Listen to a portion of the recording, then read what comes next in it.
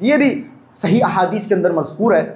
अल्लाह के नबी सल्लल्लाहु अलैहि वसल्लम ने फरमाया कि साद रज़ी अल्लाह तआला अन्हु को जब कब्र में डाला गया तो कब्र ने उन्हें दबाया। हज़रत साद रज़ी अल्लाह तआला अन्हु को कब्र ने दोनों तरफ से दबाया और छोड़ दिया, दोनों तरफ से दबाया और छोड़ दिया। वम्मा गुम्मतन सुम्मा फुर्रिजा सुम्मा रुखिया, यह कहा गया हदीस के अंदर कि हज़रत साद इब्न मुआज़ को भी कब्र ने शुरू में इब्तदाई तौर पर दबाया फिर छोड़ दिया।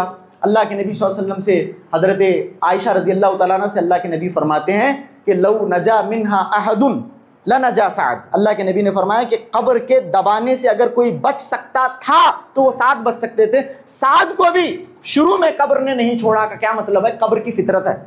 कब्र की क्या फितरत है? पहले दबाती है, दबोचती है, भेजती है, फिर मालूम अगर हुआ कि ये मोमिन की है, ये मोमिन की मैयत है, ये मोमिन है, ये नेकूकार है, ये तकवा शिआर है, तो छोड़ देती है, छोड़ देती है। लेकिन शुरू में दबाने वाली सबको है, शुरू में दबाने वाली सबको है। अहले इल्म ने इस सिलसिले में भी ये तशरीह पेश की है कि जिस तरह से माँ अपने बच्चे को आगोश में आने के बाद दबाती है मोहब्बत से, बच्चे को थोड़ा तकलीफ भी होती है लेकिन माँ का प्यार है, वो माँ का प्यार है, क्योंकि उसी कब्र की मिट्टी से हमें बनाया गया है, वापस हम वहीं पे लौट रहे हैं। तो एक नेकूकार, एक मोमिन जब कब्र के अंदर जाता है, बहुत मुमकिन है, अहले इल्म ने तशरीह में लिखा कि जिस तरह से माँ अपने बच्चे को प्यार से भेजती है, कब्र भी भेजती है। कब्र इस तरह से दबाती है फिर छोड़ देती है, जिस तरह से हज़रत साद इब्न मुआज़ को कब्र ने दबाया, कब्र ने भेजा फिर छोड़ दिया।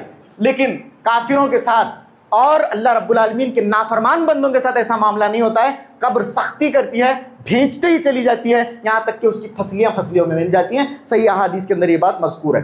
खैर, हज़रत साद रज़ी अल्लाह तआला अन्हु के साथ ये मामला भी यहाँ पर पेश आता है कि उनको कब्र ने भेजा, कब्र ने भेजा। और यहाँ से एक और चीज़ साबित होती है जो कि आज के बहुत सारे पढ़े लिखे जाहिल किस्म के जो लोग हैं, वो लोग जिसका इनकार करते हैं, वो है अज़ाब कब्र की हकीकत। अज़ाब कब्र हक़ है, याद रखें, अज़ाब कब्र का कोई इनकार नहीं, अज़ाब कब्र का कोई इनकार नहीं। इस सिलसिले में तफसीली बातें की जा सकती हैं। अब यहाँ पर बस इतनी बात मैं आपको बताऊं कि हो सकता है, बहुत मुमकिन है कि आपके पास ऐसे जहन के लोग उठते बैठते हों जो आपके दिल में अज़ाब कब्र को लेकर शक पैदा करने की कोशिश करें, तो आप शक में मुब्तला होने की कोई ज़रूरत नहीं है। अज़ाब कब्र हक़ है, हक़ है। इस सिलसिले में बेशुमार दलाइल हैं। आप इस पर मुतमईन रहिए कि अज़ाब कब्र क़यामत के आने तक ये एक अज़ाब कब्र का जो सिलसिला है, अगर नेक है तो उसके लिए जन्नत का टुकड़ा उसकी कब्र बनती है, और अगर बुरा है, नाफरमान है, काफिर है, तो अल्लाह रब्बुल आलमीन उसकी कब्र को जहन्नम नुमा उसके लिए बनाते हैं। और एक जहन्नम के अज़ाब का सा तो मैं अज़ाब नहीं कहूँगा, लेकिन उसके मुकाबले में एक हल्का सा अज़ाब पूरे उसके जब तक वो है कब्र के अंदर तब तक उसे क़यामत के कायम होने तक दिया जाएगा।